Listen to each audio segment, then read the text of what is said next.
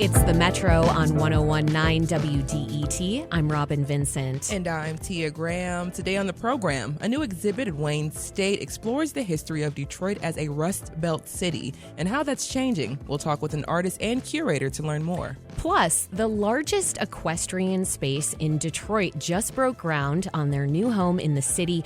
We'll speak with the nonprofit leader who teaches Detroit kids to ride horses, and we'll speak with a longtime Detroit equestrian about how the sport has shaped his life. And a lot of local races this election will have major impacts on the community, including the judicial race of 36th District Court. We'll hear from the candidates this week, beginning with a magistrate running for the seat. But first... That's right, Tia. Election day, it is almost here, and Michigan has become ground zero for the Harris and Trump campaigns. This month, former President Donald Trump made stops across Southeast Michigan. That included Hamtramck, after the city's mayor endorsed him, and at the Detroit Economic Club, where he made some disparaging remarks about the city. Meanwhile, Vice President Harris stopped in Grand Rapids and Lansing on Monday, and in Oakland County, she shared the stage with Liz Cheney. Cheney's a Republican Party exile. She's been a big Trump critic, and she served as vice chair of the U.S. House Select Committee to investigate the January 6th insurrection. And that brings us to Tuesday, yesterday, when one of the heaviest hitters in Democratic politics, former President Obama, came to Detroit to rally for Vice President Harris. Governor Whitmer was there, too. Both of them took issue with Trump's recent statement. I know you all saw what he said about this beautiful city. The whole country is going to be like, you want to know the truth? It'll be like Detroit. Our whole country will end up being like Detroit if she's your president. He called Detroit a failure and a mess, proving he ain't firing on all cylinders. He doesn't have a clue what the hell he was talking about. And you know what I think? He ought to keep Detroit out of his mouth. I know folks in Detroit remember it. The auto industry in America was flat on its back. They didn't want to lift a finger to help. And by the time I left office, I handed over to Donald Trump 75 straight months of jobs growth. Yeah, the economy was good because we did the work. Wow. Those were some potent sound bites, and we have WDET's senior news editor, Quinn Kleinfelter, here to break it all down for us. Hi, Quinn. Hi, Quinn. Hello, good to be here. Thank you for joining us. Now, Quinn, I noticed while taking my nightly walk downtown yesterday that it was an incredibly diverse crowd of people lined up to see Obama. I mean, we're talking generationally, racially, ethnically, gender-wise. Tell me, what was the event like last night? It was very much almost like a rock concert, which is what much of President Obama's events have been in the metro area, particularly.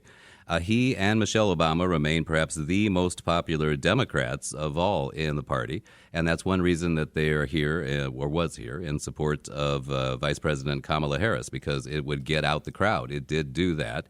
And it was stopped numerous times when he would try to talk by people saying, "We love you, we miss you," and he'd have to try to get it back to the point, which was that they need to get a turnout among the Detroit area in particular.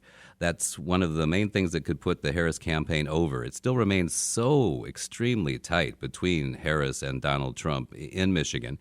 And it is not only one of the battleground states, but one of the two maybe that could actually call the election for one or the other. And it's so close on the margins that a couple thousand votes one way or the other could actually push it for one or the other of the candidates. So it's an event where the likes of Obama can maybe swing a few people to Harris's camp that weren't there before, and that could make the difference.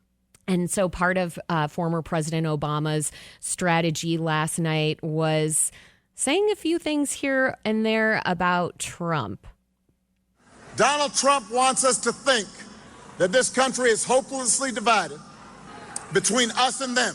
And us, for him, is the, quote, real Americans who support him. And everybody else who doesn't, that's them. That's the enemy. And he does this because he understands that dividing people making people angry, that boosts his chances of being elected. We do not need to see what an older, loonier Donald Trump looks like with no guardrails. America's ready to turn the page. We're ready for a better story. Michigan, we are ready for a President Kamala Harris. Okay, and so former President Obama also gave attendees reasons they should vote for Harris. To bring down the cost of things like groceries. She'll go after corporations that are trying to jack up prices, just like she went after the big banks and for-profit colleges when she was the Attorney General in California. To lower housing costs, Kamala is going to cut red tape and work with state and local governments and the private sector to build 3 million new homes. She'll give first-time home buyers up to $25,000 to help with a down payment. Concrete plans. To lower health care costs, Kamala's already worked with Joe Biden to bring down the cost of insulin and more than 50 prescription drugs. She's going to do more. As president, she will not stop working to limit out-of-pocket costs and protect your care. Quinn, one thing we're hearing right now is a reminder that Barack Obama is a very engaging orator and is very popular. He's been rallying for Harris all over the country, along with Michelle Obama, arguably more popular and just as good, if not better, of an orator as her husband. How important are their efforts here to Harris's campaign? Very important, and I would say probably on two fronts. As you say, Michelle Obama is probably the most popular political figure on the left and for the Democrats. She's going to make her first campaign appearance with Vice President Harris this weekend, coming up in Michigan. Trump is also going to be in Michigan this weekend as well. It's the start of in-person voting throughout the entire state, so that gives them that reason. But it's also a way to try to draw people to Harris and outline her message, as we just heard former President talking about, former President Obama. There's some people that say they still aren't quite sure who Kamala Harris is and what it is that she would do if she gets in office. And in the meantime, Trump has been able to make a message that centers on the economy. And that's still, apparently, when you talk to a lot of people, despite immigration or reproductive rights and so on, the prices of goods and services that people have to try to pay is the uppermost issue in their mind. And they'll say, well, I remember back when Trump was in, and things were doing pretty good, and it's so rough now. And so the very issues that President Obama, former president, outlined a moment ago in terms of trying to help with small business owners and helping people get their first-time home buyers, that type of thing. That's a very important message that needs to be put out, and it's one that people with the popularity of the Obamas can help amplify. We're speaking with, I would like to say, an iconic voice from WDET's newsroom, Quinn Kleinfelter. But you won't say that, though, right? Because, Never. Good, that okay. would be too celebratory. We're talking about Vice President Harris's campaign rally last night with former President Barack Obama and Eminem. So, Quinn, what can we learn from the location of campaign events for Harris and Trump? Why are the Harris and Trump campaigns spending so much time in Michigan? What is truly at stake here? Well, it's because it seems that there are a couple of segments of the electorate that would typically lean Democrat and haven't been as much this time, and also segments that Donald Trump has specifically tried to target. Unions are known to go Democratic for the longest period of time, and yet I've been out a lot of times where people were ready to go on strike or just talking about problems with the auto industry. And, there was a significant number of union membership, not the leaders, but the union membership, that said that they liked Trump's economic plan, that they thought that he would be able to deliver on his promise to either protect U.S. auto jobs or bring them back with high tariffs, et cetera. There's some questions by economists whether that could actually happen. But it is something that a fair amount of people seem to believe, and that's what's going to count when they're trying to cast ballots in a very short period of time now, or actually if they've already doing it early, as can be done now in Michigan. Also, Trump has made an outreach to the black community, and it's, again, something where It's not been nearly that significant of a portion that he's grabbing, but still it is a much bigger portion, at least according to many surveys, than what you saw in the past with either Joe Biden or Hillary Clinton or certainly with Obama. And he's been able to peel off at least a percentage of that, of people that will back him, and some that had even questioned Kamala Harris in terms of her gender. And they would say, well, would she be tough enough to stand up to the likes of Putin, et cetera, because she's not a man. And that's one thing that Obama has really been pushing to try to say that's not the case. And also they're targeting suburban voters, particularly suburban women, which is something that, again, they think that they can get away from the Trump campaign and that would go for Kamala Harris. Quinn, what kind of campaign activity can we expect in the next 2 weeks, and when will you get some sleep? The answer to that is I don't know either one, to be honest. It really, when you look at the quote battleground states, I mean, either Harris or Trump really need to win Pennsylvania, and if they don't win that one, then they've kind of almost got to win every other battleground state in order to have a viable path to the White House. However, what the second one, probably the most important, would be Michigan. Because either that's one that Harris has to protect, whether or not she gets Pennsylvania, or if she does get Pennsylvania and Trump's able to peel that away from her, then that gives him a big up. And so because of that, that's one reason they're here so often, every other day. I mean, Trump's going to be in Michigan Friday night and Saturday coming up. Michelle Obama will join Harris on Saturday. And so, between campaign ads and the personal appearances, it's likely that we'll just be continued to be flooded by them. And the way things go nowadays, if it's a very tight election and there's some concerns afterwards, particularly Trump could bring up if he thinks that it didn't go his way and wants to put out, as he did before, the false accusations of a, quote, rigged election. It's not going to just be the day or two after Election Day while they're still counting votes. Lord knows how long it'll go after that it could still be issues involved. So it remains to be seen about either how often they're going to be here or when sleep ever arrives for the likes of me and the many, many other journalists that are running around trying to cover all these things. We appreciate your dedication. Now, former President Trump has 2 campaign stops in Michigan this weekend, in Traverse City on Friday and in Novi on Saturday. Tonight, Vice President Harris will appear at a CNN town hall in Pennsylvania. Her campaign will continue on to Georgia on Thursday and to Michigan on Saturday. WDET's senior news editor, Quinn Kleinfelter, thank you. I hope you get some sleep soon. We so appreciate your reporting. Thank you for both of those sentiments.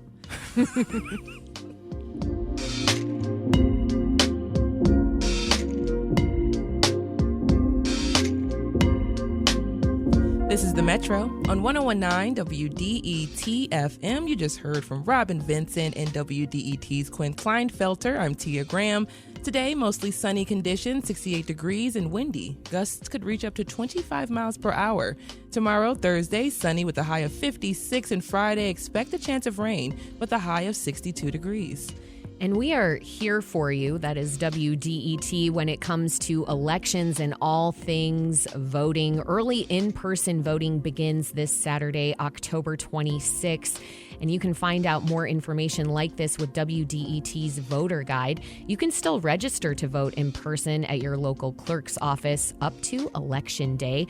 Go to WDET.org/voter guide to find out up-to-date and accurate election info, including registration deadlines, key races, polling locations. It's all there at WDET.org. And don't forget, Election Day is Tuesday, November 5th. In the news, the Detroit Water and Sewerage Department says it's on track to replace thousands of lead service lines by the end of the year. The agency is using AI software to locate and prioritize which lines to replace. We're going to speak with the co-founder of Blue Conduit, the company working with the city to find the lead lines, later this week, right here on The Metro. Coming up, there are a lot of local races this election that will have major impacts on the community, including the judicial race for 36th District Court. Next, we'll hear from a magistrate running for judge and why that position matters so much.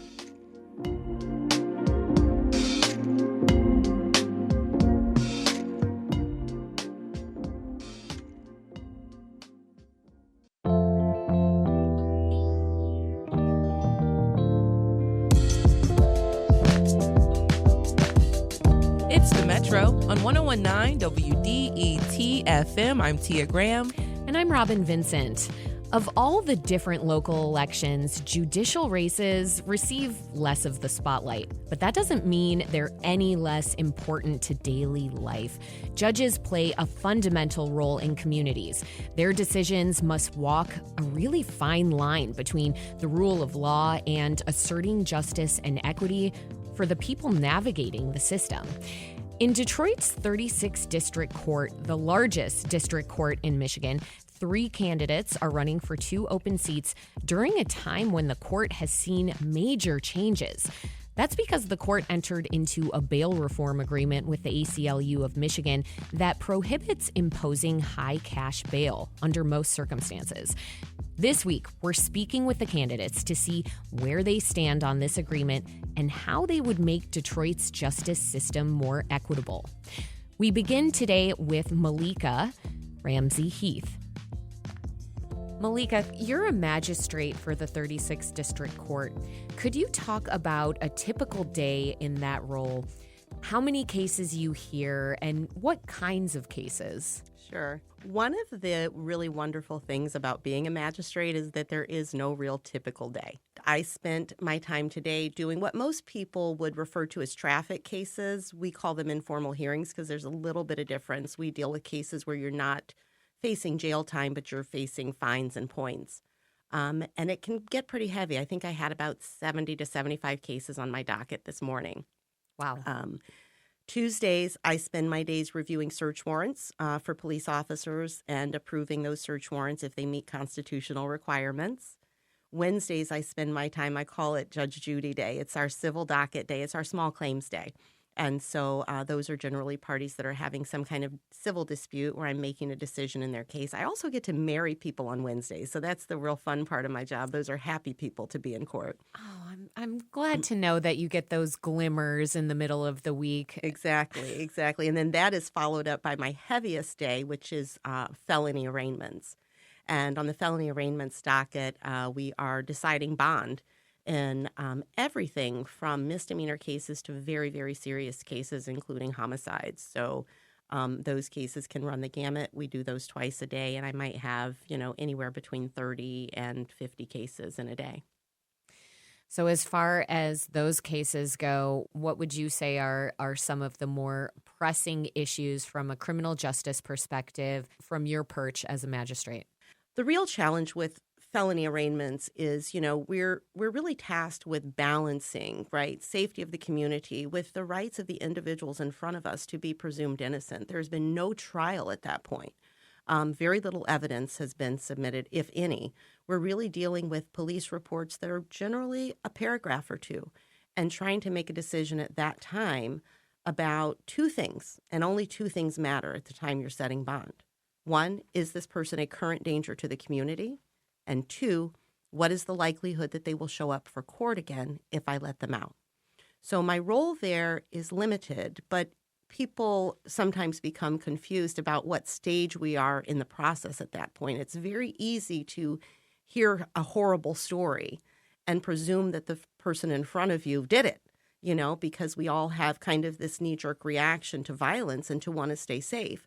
But the people in front of us have the right to have the system play out for them and to have evidence presented, witnesses presented, make sure the identification is good, all of those kinds of things before we treat them as if they've already been found guilty. And so for me, what I generally look at is what is the objective evidence within the police report, not just a statement, but do we have video? Purported at least video. I don't see it at that point, but do they tell me there's video? Do they tell me there are still photographs? Do they tell me there are disinterested witnesses who are going to testify later? All of those things are going to help me determine, all right, this is a terrible crime. What is the likelihood that the person in front of me actually did it? And such that I would deem them dangerous at this point. And do they have a prior record that would suggest that this is in fact something that they would have done, such that I need to prevent it from happening again, at least for my small portion of participation. Well, I want to stay on this point for a moment because I realize you have described your approach as fair and balanced. So I wonder if you could give me an example of how you feel you've achieved this. Sure. And I'll speak in general because we're really not allowed to talk about cases that have come before us. But, there are various ways of protecting the community, right? And remembering that the person in front of you is also a member of the community. Is this person being trafficked such that they've been forced into a crime that they're accused of? And if they're being trafficked, how do I protect them, right? The protection of that member of the community might not be an immediate release because the trafficker will be there to pick them up. And so it might be a house arrest tether. It might be so that we can keep track of them, or it might be release only to a battered women's shelter, things like that. But there definitely are cases where there's a lot of there's some evidence, right, even right there in the police report. I spent a good deal of my career, about 8 years, practicing criminal defense at the appellate level. And what that meant was that I was responsible for helping people whom the system had failed in some way, where something went wrong. And I think it's made me very good at analysis of cases.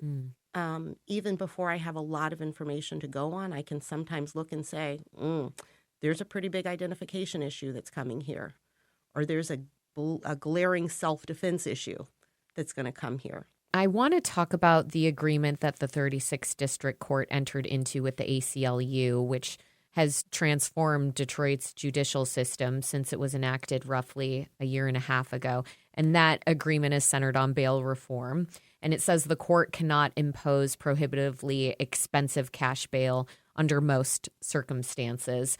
The agreement is aimed at addressing racial inequality.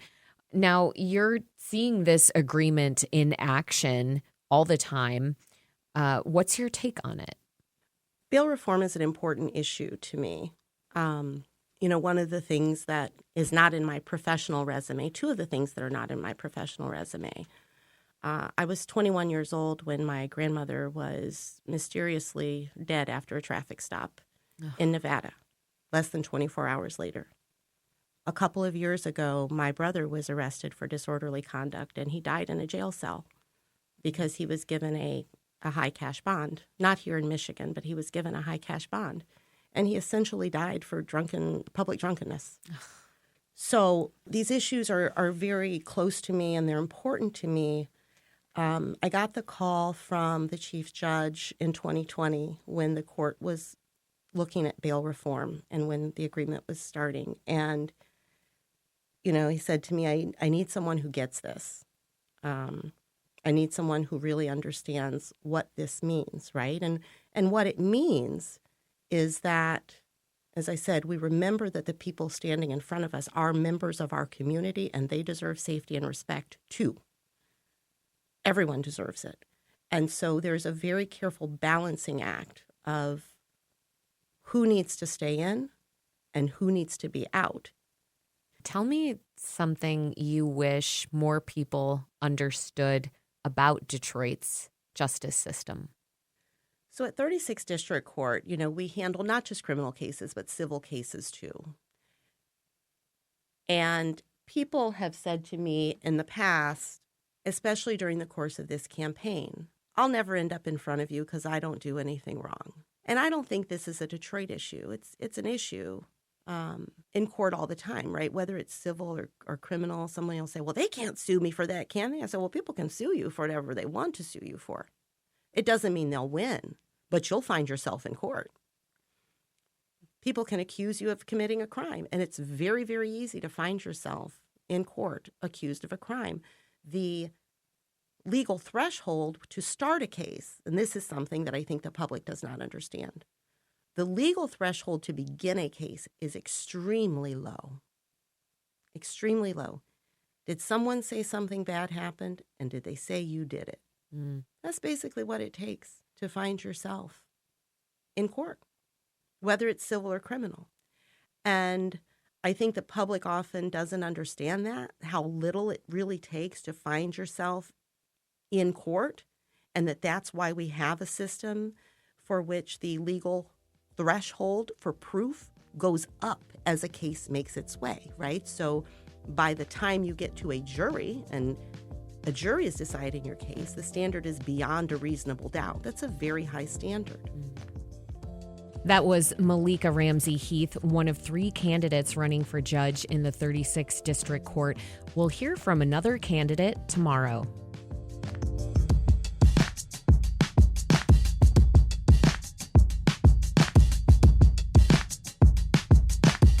This is The Metro on 101.9 WDET FM. And The Metro, we travel across the galaxy to find all kinds of cool, interesting stories. And that's what Jack Philbrand did, our associate producer here on the show. People can see a cool celestial experience in the sky this month. The comet Tsu-Chin-Shan Atlas. Bravo, Tia. We practiced that. I practiced that. We practiced that, Robin. Or A3 as it's called, is getting dimmer as it travels farther into the solar system. But there's a few more chances to see it streaking through the sky. Detroit artist Carrie Longchamps was speaking to WDET's Jack Philbrand when he saw it out the corner of his eye. Oh my God, look at that huge falling star. Did you see that? It was all green and wow, it was insane. I think it might have been a comet. Wow. That was huge. I've never seen one last that long. Like usually it's like done. Done. I love that so much. I love the amazement and the awe. The comet can be seen on clear days about 45 minutes after sunset this month, and the comet A3 won't return for another 80,000 years. Ooh. So get it while it's hot. Coming up, the largest equestrian space in Detroit just broke ground on the city's west side. We'll learn more about the new space, the goal to teach Detroit kids horseback riding, and how the community is supporting this effort.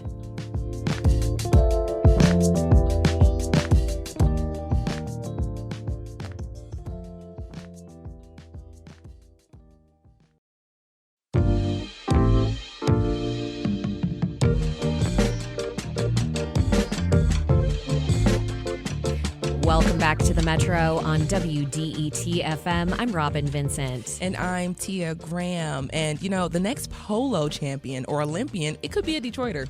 Historically, horseback riding isn't an activity you see often in urban settings like Detroit. But the local nonprofit Detroit Horsepower is trying to change that, working to make events like dressage or horse dancing and horseback riding more accessible to all people, especially young Detroiters. The organization finally broke ground on Monday on a state-of-the-art facility in the Finkel-Linwood community on the city's west side. The 14-acre site will serve as a training center and offer a summer program as well as, among other things. And joining us now in studio to talk more about the new facility and the community it belongs to is the founder and executive director of Detroit Horsepower, David Silver. David, welcome back to the Metro. Well, thanks so much for having me. It's great to have you in studio, too.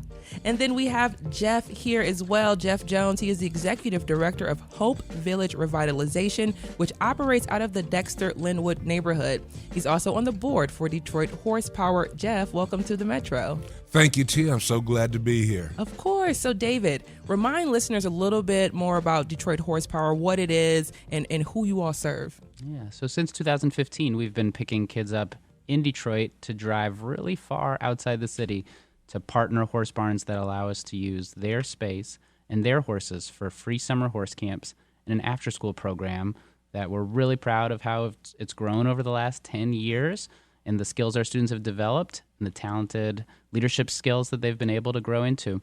But the goal all along has been to make that accessible in the city, and it's a whole new chapter that's getting ready to start. I know. Been following along with you now for almost 2 years when I got to speak with you. And it's amazing to see all the growth that you all have been able to acquire within that little short span of time that we've known each other.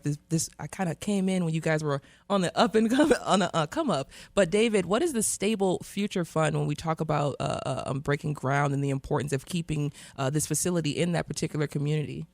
Yeah, so Monday we had an incredible outpouring of our community come to break ground on what will become the largest urban equestrian center in the whole country. 14 acres devoted to horses and youth opportunity right in the Hope Village neighborhood at Linwood and Fenkell.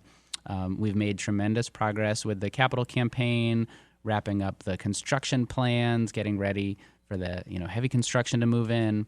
And we wanted to take this moment of getting the shovels in the ground, gathering folks together, and to talk about what comes after the grand opening. The Stable Future Fund is going to support 18 months of operations once the facility opens in 2026, because we want to move into the new barn doors and be able to scale youth programs right away, get our feet under ourselves, and deliver the kinds of programming and quality of life that Detroit's kids and our community deserves. And David, just when I hear Fenkell and Lynn, when I hear that neighborhood, I want to bring Jeff in here. When I hear that, I'm born and raised in the city, and I know the area. I'm a Westsider. So when I hear those two cross streets and I hear what's going to be there, it fills me with so much joy to know that there's going to be an accessible place for Detroiters, all Detroiters, to access horses, which is just amazing to think about in an urban setting. So talk about that coming to your community. Absolutely, Tia. Hope Village is so proud to be hosting Detroit Horsepower because our community sees the value in partnerships and investing in the future of our community as well as the youth in our community. Hope Village is the hottest neighborhood in the city of Detroit that you probably haven't heard of. Ooh. I mean, we know Linwood, we know Fenkell, but Hope Village is the hottest 107 blocks in the city of Detroit. And so along with Detroit Horsepower, we've also got the northwest section of the Joe Louis Greenway coming through. Nice. I mean, things are just happening up and down our community. And so we were just so excited on Monday to see this huge outpouring of community support for this. I mean, it's a game-changing development that's going to happen. So we're seeing neighboring communities come in and buy into this partnership because it's going to mean such a bright future for our children. It really is. The kids are the future. I think about that all the time. But just staying with you, Jeff, and just thinking about, you brought that in here, talking about bringing in those other communities, surrounding neighborhoods that are also going to help build out this new I guess you can say corridor, this new space that's going to be coming alive here in the area. So if you can talk just about that communal connection that we're going to see. Oh, absolutely. You see, people always see downtown and Corktown, but things are happening in the neighborhoods. And Hope Village is proud because we're so close to many of the major streets like Woodward or Livernois. Davison runs right through the heart of our community and sees over 80,000 cars every day. We have an economic engine there that's been untapped right now. And so by demonstrating what we can do with large developments like Detroit Horsepower and our own community development efforts at Hope Village Revitalization, we're demonstrating how you can build community in the 21st century. And I invite everybody to come over to Hope Village and check us out. I love that so much. If you're just joining us on the Metro, we're chatting with David Silver, founder of Detroit Horsepower, and Jeff Jones, the executive director of Hope Village Revitalization. Detroit Horsepower recently broke ground on its new facility in the Dexter Linwood neighborhood, right there where Hope Village Revitalization is home there. David, so we talked a little bit about breaking ground, of course, and I also saw that in your groundbreaking announcement, you had Nikolai Vitti there, the superintendent of Detroit Public Schools, and you talked a little bit about that relationship in the past, but talk about how you're seeing the Detroit Public School system really buy into Detroit Horsepower in the program. Yeah, our partnership with DPSCD is vital. This property previously was Paul Robeson Academy, which unfortunately burned down in 2011. Yeah. And when we approached Dr. Vitti, he was really open to reactivating the space to serve educational opportunities for kids. Eventually, we worked out a purchase where Detroit Horsepower now owns that property and is going to have the kind of security that our programs and our students deserve. And as a part of that partnership, we're going to be, we have a special relationship with the public school district. We're going to be offering field trips as part of the cultural passport. Their DPSCD students are going to have access to our summer camps, our after-school programs. We're going to look into whether we can start a high school equestrian team so that DPSCD students can compete against Milford and Plymouth Canton and show off the talent that we have right here in the city. Don't get me started. I'm just getting so excited right now because once again, it could be we could have a polo team right out of Cass Tech, or a polo team right out of That's right. Martin Luther King High School. Just to even hear those words, it just filling me with so much passion and joy, because now there's a new outlet for the young people of the city of Detroit. So David, as well, in the past, you spoke about some of your cohorts and some of the students that have already gone through the program. You talk about some of them being mentors now with Detroit Horsepower and some of the other things they've been able to do after being with the group. So if you can just hit on that, the importance of the skills and some of the things that they learn and how that translates to them in the real world and as adults. Yeah, we really focus on 5 skills that horses teach us. They spell out the acronym PERKS with a C. It's perseverance, empathy, responsible risk-taking, confidence, and self-control. So our program is really all about how horses can help us develop these skills and applying them to our everyday lives. That looks like, doing better in school, having, better conflict resolution skills with your peers, but also taking on more and more leadership within our organization. If you got to come to our summer camp in 2024, it was unlike any previous years because we had 6 students on staff through Grow Detroit's Young Talent, an additional one who was just hired directly onto our staff, separate from GDYT. And really, youth leaders were running the show at summer camp, taking on more responsibility within the organization through our Youth Leadership Council all year round. And we now have an alumni of our program on our board of directors, which is just going to continue the role that youth are playing in making decisions for the organization. I just love everything I'm hearing right now from David. So before I let both of you go, just, this is the last question for both of you. This is the importance of having Detroit Horsepower in that community. You talked about the economic benefits, Jeff, but if we can go a little bit more, because that corridor, once again, is untapped. There's a lot of property. There's lots of things that are open storefronts that you can have in that community. We're starting to see that build up. So how do you see Detroit Horsepower moving in, helping more businesses and different things come into the community? Detroit Horsepower is the first domino to fall. It's going to push all of the blight and disinvestment out of the way. Mm-hmm. This is going to show not just Detroit, but the state of Michigan and the region that our community is viable. And so more investment is going to naturally flow in. We're already seeing signs of it. So don't wait too long. You might miss out. And David, same thing with you, just some of the benefits that you all are going to be able to not only, for yourself, benefits for yourself, but benefits to the community. Well, it's critical for us that, we're focused on longtime Detroit residents. We want to build a great quality of life for people that have stuck it out, who have been here for a long time. Naturally, other people are going to want to join in that effort. But, that's what Detroit Horsepower is about, is the next generation of kids. And ultimately, this only works because residents have embraced a pretty out-of-the-box land use, horses in the middle of a neighborhood on a scale that ultimately other cities and other communities are going to be incredibly jealous of, but it only works because of our partnership with Hope Village. I'm so grateful for Jeff's leadership and the wider community that's embraced this. Thank you so much to Jeff Jones, Executive Director of Hope Village Revitalization and a member of the Detroit Horsepower Board, for joining us, and David Silver, the founder and Executive Director of Detroit Horsepower. Thank you both for joining us on the Metro, and we're looking for a 2026 opening. That's right. All righty then. Thank you both.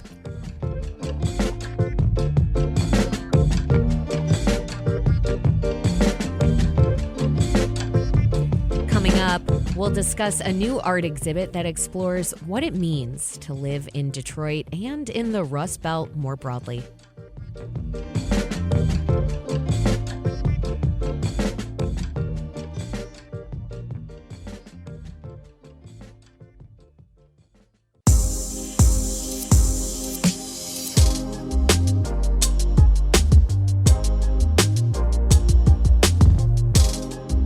Welcome back to the Metro on WDET FM. I'm Robin Vincent. And I'm Tia Graham. The Rust Belt is a name often associated with the decline of industry and economic downturns, largely in the Midwest and northeastern states.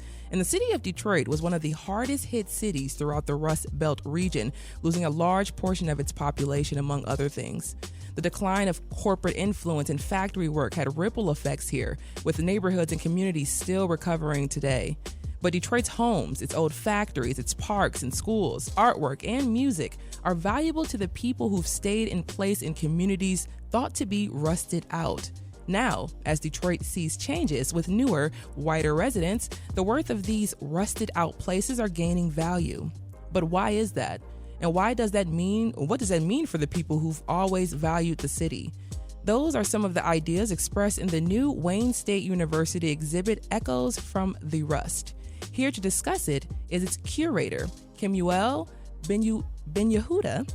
Kemuel, welcome to the Metro. Thank you. Thanks for having me. Of course. And one of the exhibit's artists, we have Halima Cassels. Welcome, Halima. Welcome back to the Metro, actually. Thank you. So happy to be here. Of course, of course. And Kemuel, talk to us about this exhibit, Echoes from the Rust. What made you want to curate an exhibit exploring the Rust Belt? Well, thank you. There were many different reasons why I wanted to curate this show. First, it started from my experiences in Pittsburgh, where I came to Detroit from last year. So I came to the city from Pittsburgh after working at the mattress factory, and I encountered many different stories of Black residents who were being pushed out of the North Side in Pittsburgh. So when I came to Detroit, I saw similar experiences here in the city, and it also echoed with my experiences growing up in Brooklyn, New York, which is considered like the epicenter of gentrification in the United States. So I began to say, I said, what could I do to kind of speak to the experiences of those who may be voiceless or just unable to, find a way to be heard. Mm-hmm. So I said, you know what? Let's work with the artists. Let's work with the people in the community so that we can give voice to this experience that's happening. And, being new to Detroit, being new to the area, how did you connect with Halima? Well, Halima is a brilliant artist, and I was actually one day on Woodward Avenue, and I believe it's Room Project. Yeah. And I saw this amazing installation in the window, and I just walked over, and I just started staring at it like a kid.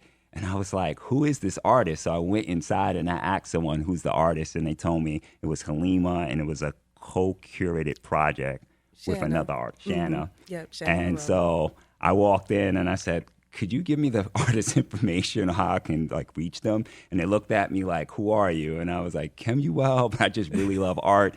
So they gave me Halima's information, and I reached out to her on Instagram. So that's how we connected. I love that. I love that. So Halima, you also reuse a lot of old materials to create art. If you can, talk about the ways that you've seen people in Detroit using older things and treating them with the value that others may not have seen in them. Okay. Yeah, absolutely. So I'll just say, as a kid, I was fortunate to be, brought up in an artist community. My parents, although they had other jobs, they were actually artists. We would go to the Heidelberg Project a lot. We would go to CCS, DIA, things like that. And so my mind was really, really expanded to see how people were using found objects, houses, how people decorate their houses. And, it's just kind of like the way that I was brought up. And I think that's something that is people from Detroit, as well as other parts of the region, the Rust Belt, we're like places of makers, people making things with their hands. And, like you said, like over the years, industry has left. And a lot of that happened when I was in high school. So NAFTA happened when I was a senior in high school. We saw entire neighborhoods where everyone was out of work, and there's just been so many things that happen with policy in this city that have left people no choice but to be resilient and fabulous. Like, we still fabulous. I love that so much. Because Detroiters will dress up, they will adorn themselves with all types of things. It could be made, it could be, found, whatever it may be. That's what Detroit does. And I love, Halima, that you hit on the NAFTA. And I remember my neighborhood as well on the Westside completely being dismantled. Every single house went. It just disappeared. Either it was a vacant lot or it was boarded up or burned down. Mm-hmm. And the neighborhood still looks that way to this day. Mm-hmm. And I don't know what movement's going to happen in that area. So when we think about some of these spaces and places that have been left behind in the city of Detroit and Pittsburgh and other places that you are mentioning throughout the conversation, I think about what's valuable to who. Yeah. So when you talk about Echoes from the Rust, this is for Halima. In what ways are you using art to express that, especially from a Detroit perspective of what's valuable to us and what's not? Okay, so I have three collage pieces in this show, and they are collages with images of my grandmother's roses, things from my childhood, my home, as well as kind of mixed in with other ephemeral pieces from other people, with a lot of white space. Yeah. And they're framed in gold because these things are priceless. The home that I live in is priceless. It was my grandparents' home. It's going to be, my children's home. Yeah. And so it's like my sister lives next door. My next door neighbor is like my kid's grandmother. Her nephew lives across the street. Like, you cannot buy that. You know what I mean? And so I'm just amazed at how much the property values have gone up, because in 3 generations it's been valued under $40,000, a 100-year-old brick home, and then all of a sudden in the last 5 years that's gone up over $200,000. So that's just me as an example, but what does that do for everybody else in the neighborhood? What does that do for rent? What does that do for taxes? What does that say about who gets to place a value on something? So that's why I want to keep digging. And I get postcards all the time. We want to buy your house. We want to buy your house. I couldn't fix it up 5 years ago. The change is so stark and it's so quick and it happens so fast, and we see the flip that's happening. So as we continue to have this conversation, as you're just joining us, we're speaking with Kemuel Ben Yehuda and Halima Afi Cassels about their work on their new exhibit in Detroit titled Echoes from the Rust, which is at Wayne State University. And, Kemuel, bringing you back in, you were trying to use this exhibit to look at the changes happening within the Rust Belt. You said you had experience in Pittsburgh. You see it happening in Detroit and so many other cities. What's your experience like with this particular topic, and how do you express it through Echoes from, let me make sure I get it right, Echoes from the Rust? Sure. Similar to what Halima is talking about, I have to also chase developers away from my mom's house in Philadelphia. Wow. So I come outside and there's people taking photos of my mom's house. She lives in North Philadelphia alone. And I'm saying to myself, why are they doing this? This should be illegal. Mm-hmm. My mom is an elderly woman, and there's every single week there's someone outside of her door looking to see if she's going to sell. Mm-hmm. And so these experiences, I saw many overlaps between the experiences that Halima is discussing and also with some of the other artists. So we have artists such as Hubert Massey in the show. Yeah. We have Anand Charara in the show, who is the owner of Gallery Camille. Yeah. We also have Natalie Brown from Pittsburgh, Josh Ice, and we also have Omid Shikari. Wow. Is also in the show. So before I let you go, because we only have about 30 seconds to go, you're not a curator by trade. That's not your... Actually, I am. Oh, you are? I am. Yeah. Actually, I am. I'm actually a 4th-year doctoral student at the University of Pennsylvania. Thank you. So my work is looking at Black curators at Black museums. Yeah. So this work actually definitely is connected to my work, and I look at it as my life's work. Yeah. So I work with artists to organize exhibitions as a form of activism and as a form of protest. Thank you. So this is love definitely that background about you. Thank you so much, because this is such a in-depth and such a very specific exhibit that's talking about a very specific group of folks who understand it. So I really enjoyed the conversation today. Thank you both so much for joining us on the Metro. Kemuel Ben Yehuda, the curator of Echoes from the Rust, and Halima Cassels is the featured artist of Echoes from the Rust. Thank you both for joining us on the Metro. Thanks so much. Thank you. That's the Metro for Wednesday, October 23rd. You can listen to recent episodes online at WDET.org, and make sure to subscribe to the podcast on your favorite platform. This is WDET-FM, Detroit Public Radio, your connection to news, music, and conversation. Thanks for listening, and we will be back tomorrow.